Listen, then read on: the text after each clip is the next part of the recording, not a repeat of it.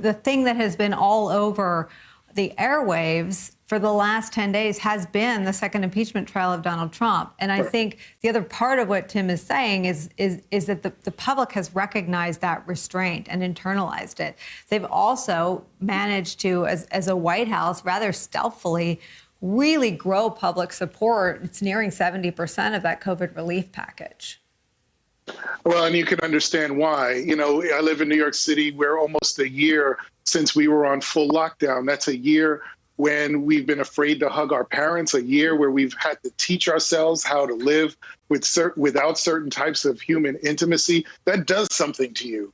And, you know, one of the things that helped Joe Biden get elected is the promise that he would lift this melancholy from us, if you will, that he would, as others have said, bring our country back to some sense of normalcy.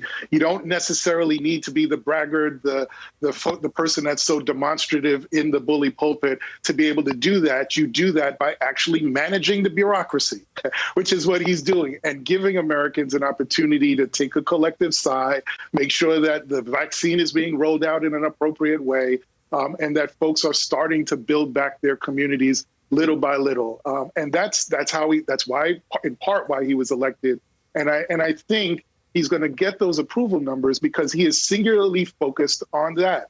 It may not necessarily be the vision that he might have wanted to be able to implement, you know, right away. You know, there's still a sort of taking Donald Trump sort of off his back and removing him from public discourse, which I think is fine and certainly appropriate, even as he's sort of going back and undoing things that Donald Trump did.